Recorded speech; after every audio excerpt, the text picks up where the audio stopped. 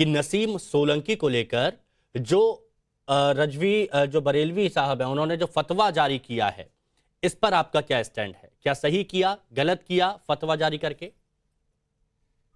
देखिए, उन्होंने क्या फतवा जारी किया इसके ऊपर मुझे कुछ नहीं कहना है। क्यों? लेकिन जो बात मुझे कहना क्यों है नहीं कहना? बात यही, आपकी नहीं, देखिए, प्रत्याशी है सबका सर, अपना आपकी प्रत्याशी है, आपकी प्रत्याशी नहीं, प्रत्याशी ऐसा के है, साथ देखिए, में खड़े रहिए। हिमांशु आप जी, तो प्रवक्ता हैं। हिमांशु जी, हिम्मत नहीं है हमारी कि उस प्रत्याशी मामले के हैं खिलाफ और बोलते हम अपने प्रत्याशी के साथ खड़े हैं। इसीलिए हम अपने प्रत्याशी को कह रहे हैं कि हमारी प्रत्याशी ने जिस तरह से हमारे पार्टी का जो ऑब्जेक्टिव है, जुड़ेंगे तो जीतेंगे, तो हमारे लोग सब धर्मों का सम्मान करते हैं और सभी धर्मों तो के फिर उन जो पर सम्मान फतवा के तहत जारी इसको करने देखा जाए। आप जोड़ने की बात कर रहे हैं ना अशोक यादव जी? फिर जो जिस शख्स ने उन पर फतवा जारी किया है वो तोड़ने की बात कर रहे हैं क्या? और अगर तोड़ने की बात कर रहे हैं तो आप उस वोट बैंक के पीछे इतना क्यों पागल हैं कि आप उसको बुरा भी नहीं कह पा रहे, गलत को गलत भी नहीं कह पा रहे? क्यों? हिमांशु जी, देखिए, जो बात मेरे पार्टी से संबंधित है, जो बात मेरे प्रत्याशी से संबंधित है, मैं उसी पे जवाब दूंगा। आप दुनिया भर की इधर उधर की सबकी बातों को लेकर के हमसे जवाब पूछेंगे तो हम उस पे नहीं जवाब दे सकते। आपकी प्रत्याशी ने सही किया ना मंदिर जाके, आप इसका तो विरोध नहीं कर रहे ना? देखिए, हमारे प्रत्याशी, मैंने यही कहा ना कि हमारे प्रत्याशी ने जो हमारा जो ऑब्जेक्टिव है, जुड़ेंगे तो जीतेंगे, उसी ऑब्जेक्टिव को फुलफिल करते हुए जो हमारा एजेंडा है, सब धर्मों को साथ लेकर के चलना और सभी धर्मों को सम्मान देना, हिमांशु जी, वो उसी के तहत हमारे प्रत्याशी जो है गए वहां पे। तो इसमें भाजपा बस के मैं एक और सवाल लोगों के आपसे पेट में पूछूंगा दर्द क्यों हो रहा अशोक है? यादव जी, एक सवाल आपसे पूछूंगा और मैं चाहूंगा कि बेबाकी के साथ इसका जवाब दें। सीसामऊ विधानसभा सीट जहां से ये प्रत्याशी है वो मुस्लिम बाहुल इलाका है, वो रूठ जाएगा, नाराज हो जाएगा क्या, इसीलिए आप कुछ नहीं बोल पा रहे? बस ये बता दीजिए। देखिए हिमांशु जी, रूठने नाराज होने की बात ही यहाँ पे नहीं है। बात यह है कि अगर फतवा कोई भी जारी करना व्यक्ति, ठीक था। सुन लीजिए हिमांशु जी, मेरी बात सुनिए। कोई भी व्यक्ति, कोई भी प्रत्याशी अगर सभी धर्मों को सम्मान दे रहा है, अरे मैं तो इसमें प्रत्याशी का समस्या पूछ ही नहीं कहाँ रहा है? हूं, मैं फतवे की बात कर रहा हूं, आप उसका जवाब नहीं दे रहे। मैं भी बताइए। तो वही बात कर रहा हूँ हिमांशु जी कि अगर कोई भी व्यक्ति सभी धर्मों को सम्मान दे रहा है तो इसमें तो अच्छी बात है ना, सबको जोड़ने की बात हो रही है यहाँ पे। ठीक है, तोड़ने की लेकिन बात तो हो अगर नहीं कोई रही है। उनको रोक रहा है, उनको गलत कह रहा है, तो आप बोलिए ना कि वो गलत है। आपकी नजर में नसीम ठीक है तो सामने वाला गलत है, बोलिए आप। देखिए, हमने अपने प्रत्याशी को कहा, हमारे प्रत्याशी ने सभी धर्मों को सम्मान करते हुए वहां पे गई, तो अशोक इसमें यादव तो एक जी, अच्छी बात है, अच्छा अशोक भाव यादव है जी, कि हम लोग जोड़ रहे हैं अशोक लोगों यादव को। जी, आज आप नहीं सुनना चाह रहे जो मैं आपको नहीं, बोलना चाह रहा हूं, आप हिमांशु जी, समझना देखिए, नहीं चाह रहे। हम सब समझ रहे हैं हिमांशु भाई। नहीं तो देखिए, फिर मजबूरी आप अगर बोल नहीं कोई पा भी रहे। व्यक्ति, देखिए, ये अखिलेश हिमांशु यादव जी ने बात बोल समझिए। रखा है कि नहीं, बिल्कुल मत बोलिएगा, वोट बैंक रूठ हिमांशु जाएगा। जी, हिमांशु जी, बात समझिए आप। जिसकी बात आप कर रहे हो हमारे पार्टी से नहीं ना है, जिसकी बात आप पूछ रहे हो हमारे पार्टी से नहीं ना है। हमारे पार्टी के प्रत्याशी है, आप हमारे पार्टी के प्रत्याशी के बारे में पूछिए, हमारी पार्टी की नीतियों के बारे में पूछिए, हमारे जो एजेंडा उसके बारे में पूछिए, हम आपको बताएंगे। अब दुनिया जहान सबके बारे में हम क्यों बयान देते चले? अच्छा, एक मिनट, मतलब क्या, आप बताइए। कितनी कितनी सुंदर बात करी, कितनी अच्छी बात करी आपने। लेकिन मेरे को एक बात बताइए आचार्य विक्रमादित्य जी, जब इनकी पार्टी का कोई नहीं होता है, चाहे वो हिंदू विचारक हो, कोई साधु संत हो, इनकी पार्टी का नहीं है, अगर उसकी तरफ से कोई बयान आ जाए तो अखिलेश यादव जी की तरफ से बाण पे बाण, बाण पे बाण छोड़ दिए जाते हैं, तंज मार दिए जाते हैं। तब ऐसा क्यों होता है?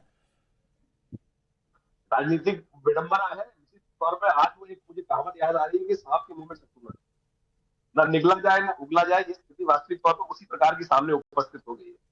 यहाँ बैठे बैठे एक से एक विचित्र व्यक्ति आज की तारीख में जो उलूल जलूल बयान दे रहे थे, वजीर साहब बैठे हैं, पता नहीं कहां से कौन सी चीज सामने क्या क्या तथ्य उपस्थित कर दिए। इनकी विडंबना विचित्र ये है कि स्वांग इस प्रकार का रचा है, मंदिर में तो कोई मना नहीं, भगवान बुद्ध, भगवान शंकर के यहाँ तो बीच में नहीं बोलेंगे, राक्षस स्वीकार्य है, जाकर कोई भी जाकर उनकी प्रार्थना कर सकता है, कोई निषेध नहीं। क्या क्या सांप, क्या बिच्छू, क्या राक्षस, क्या निशाचर, क्या कोई भी योनि का हो भगवान के समर्पण जाए, बिल्कुल बढ़िया, लेकिन श्रद्धा से जाए ना।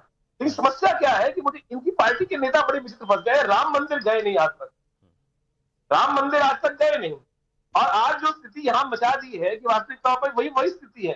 अच्छा, इनसे एक बात पूछिएगा समाजवादियों से कि इसमें वास्तविक जाहिल कौन है? इनके नेताजी जाहिल है या वो जो रिजवी साहब है वो जाहिल है? एक सीधा प्रश्न मैं पूछ रहा हूँ। नहीं, ऐसे शब्द तो देखिए ना मैं इस्तेमाल करता हूँ, ना मैं कहता हूँ कि आप कहीं पर ऐसे शब्दों का इस्तेमाल करें। आप ठीक है पूछ लीजिए, वो जवाब नहीं दे रहे ना। आप ये कह सकते हैं कि गलत कौन है, गलत कौन है, गलत कौन है। एक बात, अच्छा आप उसको कह दीजिए गलत कौन है, मत पूछ लीजिए। नहीं बता रहे ना, वो नहीं बोल रहे ना, उन्होंने बोला गलत कौन है ये नहीं पता, लेकिन हमारा प्रत्याशी सही है ये हमें पता है।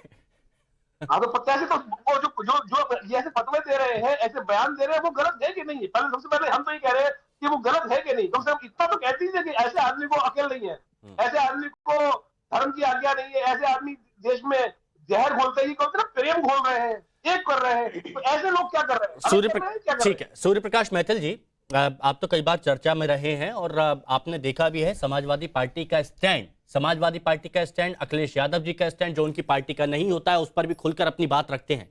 लेकिन क्या मजबूरी है कि आज उनके प्रवक्ता कुछ नहीं बोल पा रहे? उन्होंने कहा जो हमारी पार्टी का नहीं है उसके बारे में हम कुछ नहीं बोलेंगे, हम बिल्कुल खामोश हैं।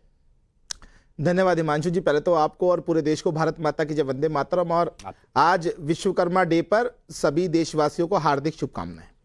अब देखिए, आज मैं देख के बड़ा ही हैरान हूं किस मजबूरी के संग इधर कुआं और उधर खाई, ये जो कहावत है ना, आज अशोक यादव और पूरी समाजवादी पार्टी पर सटीक बैठ रही है। आप देखिए कितनी मजबूर है समाजवादी पार्टी के प्रवक्ता कि वो उस मौलाना को कुछ कह भी नहीं सकते और अपने प्रत्याशी का वो समर्थन करने में मजबूर है। ये नहीं कह सकते कि नहीं हमारी प्रत्याशी ने सही किया और ये मानसिक रूप से विक्षिप्त है वो मौलाना जो कि भारत के संविधान में विश्वास नहीं करता, गंगा जमनी तहजीब में विश्वास नहीं करता और हमारी प्रत्याशी ने सही करा। एक शब्द नहीं बोलेंगे। ये डर है इनका, ये इनका चेहरा है। ये आज सत्ता में नहीं है तो देखिए कितना कांपते हैं इन लोगों से, और जब सत्ता में होते तो सोचिए किस प्रकार से ये इनको समर्थन करते थे। एक और बात, ये फजील अहमद जी भी बहुत सारी बातें कर रहे थे कि देखो जी अंदर तक नहीं जाने देते, हाँ देखो ब्राह्मण को जाने देते हैं, सिर्फ SC ST और दलित को नहीं जाने देते। तो मैं इनको बता दूं, भगवान श्री राम ने माता सबरी के बेर खाए थे झूठे, ये हमारे ग्रंथों में लिखा है। बीच में मत बोलो, बीच में मत बोलो, बीच में मत बोलो। दूसरी चीज, और भगवान निषाद राज ने तो भगवान श्री राम को गंगा जी पार सरयू जी पार कराई थी, ये तो हमारे शास्त्रों में लिखा है। और हमारे प्रधानमंत्री आदरणीय श्री नरेंद्र मोदी जी हर दलित के पैर पखारते हैं। आप देखिए ना राम मंदिर निर्माण में किस प्रकार से हमारे मजदूर दलित भाइयों का कितना सम्मान हमारे नरेंद्र मोदी जी ने किया। एक मुझे उदाहरण याद आ रहा है, क्या है ना कि जो महिलाएं होती हैं, हमारी माताएं बहनें जो होती हैं, वो श्रृंगार करती हैं, श्रृंगार करके वो बहुत ज्यादा प्रतिभावान, प्रतिष्ठित और उज्जवल दिखाई देती हैं। लेकिन कोई और यदि उनका श्रृंगार कर ले तो उसका लटके झटके कुछ ज्यादा हो जाते हैं। आज वही हाल फजील अहमद का है, क्योंकि UAE में, अरब में, वहां पर जो बड़े बड़े शेख हैं वो जय श्री राम बोलते हैं, वो मंदिर में जाते हैं, और यहाँ ये फजील अहमद की आंख पर हरा पट्टा लगा हुआ है। इनको ये नहीं दिखाई देता कि भैया कोई भी व्यक्ति मंदिर में जा सकता है, मस्जिद नहीं है वो कि जहां पर जाने के लिए आप लोगों की परमिशन चाहिए होती है। अच्छा, ठीक है। एक महत्वपूर्ण बात और, एक और बात, ये मैं पूछना चाहता हूं समाजवादी पार्टी के प्रवक्ता से कि आखिर क्या कारण है कि आज तक आप लोग मंदिर नहीं गए, आपका कोई भी प्रवक्ता मंदिर नहीं गया, आपके नेता मंदिर नहीं गए, भगवान श्री राम दरबार में नहीं गए, लेकिन चुनावों में आप लोग मंदिर जाते हैं। यही जो माननीय योगी आदित्यनाथ जी ने कहा था ना, एक रहोगे तो नेक रहोगे और बटोगे तो कटोगे।